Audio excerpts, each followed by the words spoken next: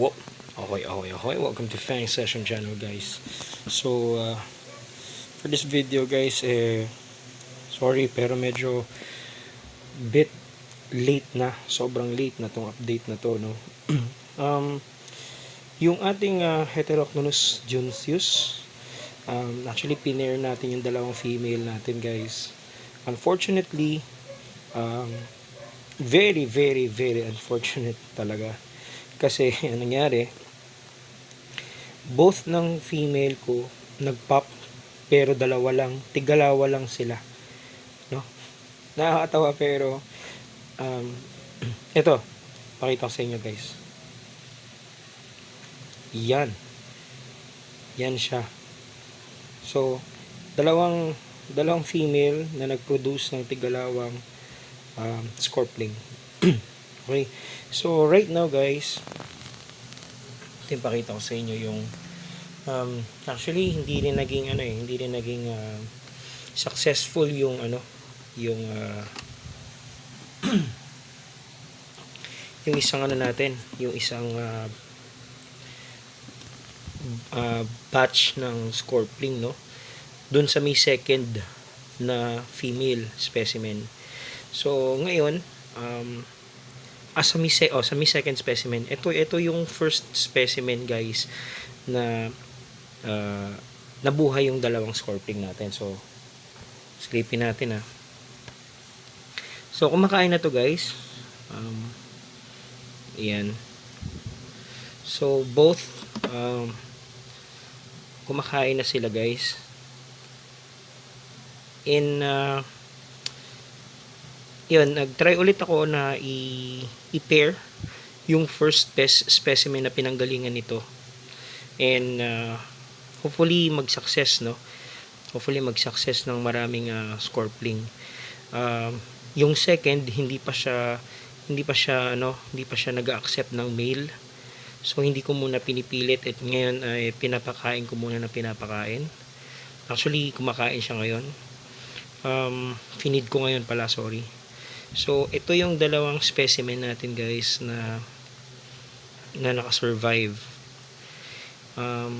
Hopefully na mapalaki natin to, guys, kahit dalawang piraso lang, no? Expect natin sa mga di ba? Parang nasa 20 plus, ganun, 15, 20, 25 pataas. Pero ito single digit. Tapos yun nga, dalawa. Actually, yung dalawang lumabas dun sa second specimen, guys, na namatay din, no? Hindi sila nakasurvive, guys. Actually, parang nandun sila sa likod ng nanay. Nandun sila sa likod ng nanay, pero parang pinipitik na sila ng nanay. Siguro alam na hindi na magsasurvive.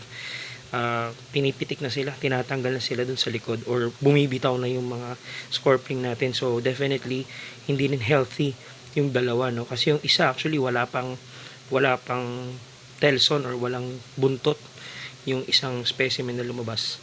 Yung isang specimen kala ko makasurvive, pero unfortunately hindi rin. Ito lang yung dalawang nakasurvive sa first female specimen natin. So yun, sinalang ko na rin yun, and sana maging sana maging successful, no? Sorry, guys, medyo hindi pa maganda yung aking lalamunan because karon tayo ng tonsillitis, no? Pero sana magtuloy-tuloy ng gumaling. At yun nga. So itong dalawa na to, sana mapalaki pa natin sila, no? Di bali, guys, kapag may mag-success sa mga projects natin, papa-giveaway tayo, no, ng mga pwede nyong alagaan as a keeper. Okay? So yun lang, simpleng update lang to, guys, sa ating Heterocnonus junceus. Pasensya na, guys, kasi hindi pa tayo nakapag-upload ng mga bago, no? Pero babawi ako ito sa mga susunod na sessions, no? This is Fang Session channel, guys. Please do like, share, and subscribe. Please do share, like, and subscribe. Supportan natin ang mga local channels, mga local keepers. Fang Session channel, signing out. Bye-bye. 2 hours later. Pahabol na clip, guys. Ayun, so finid natin. Finid natin yung dalawa, no? So, yan. Okay naman ang feeding response nila, guys. So, parehas silang may bit na lots. Okay? Alright. Sana magtuloy-tuloy na to, no? Na mapalaki sila ng maayos. Okay. Yun lang additional clip natin. Peace out! 2,000 years later. So, ito yung next update natin, guys. So, makita nyo, ayan, nagsipag-mount na to instar 3 or third instar ng ating mga Jonesyus, no? So, yun, di pala pa namang cannibalism na nagaganap out of these two specimen, guys. So, yan, nakita nyo naman, guys, yung ano, no? Dalawang exoskeleton. Nauna to ng, yung isa, nauna ng siguro mga 2 days. Then, after, sumunod na tong isa. Itong nandito. Ito. Kasi for sure, kumain na to eh. Naglagay kasi ako ng pre-killed na lateralis. No? So, makikita nyo guys, medyo medyo malapad yung isa compared sa isa. I assumed na ganun. Kasi kinain na yung ano eh. Wala na dito yung lats guys. So nakain na. Yun. Kaya sana magtuloy-tuloy na magsilakihan tong dalawang to. And kasi ito yung unang unang pop project ng ating Jonesyus, no? Kasi actually yung ano yan eh, gift sa akin yun, yung mga Jonesyus na yun. So dalawang female, tapos nag-acquire tayo ng male, isang male na galing kay Daniel, brother Daniel de la Cruz. Ito yung first two first two na success. Hindi man sinuwerte sa dami, pero hopefully guys mapalaki natin. Ano pa rin to, it's a good number pa din kahit papaano, no? Dalawa at least meron, no? At least merong nabuhay. So yun naman yung goal natin na may mabuhay, no, sa mga breeding project natin.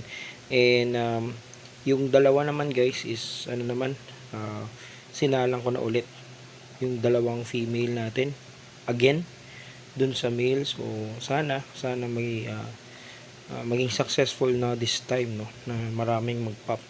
So if ever man na ganun na mangyari guys, sige, tuloy natin yung giveaway natin, no, ng ating mga Jonesyus sana in the future. Okay, so sana tuloy-tuloy lang kayo guys sa pag suporta sa ating channel, no, sa ating channel, Fang Session channel guys, for more updates and future future contest na ano natin para mga giveaways natin dito sa channel na to, no. So maraming salamat. Yun lang ating update sa ating Heteroctonus Jonesyus na Scorplings. Okay, so yan, happy keeping guys. Fang Session signing out. Bye bye.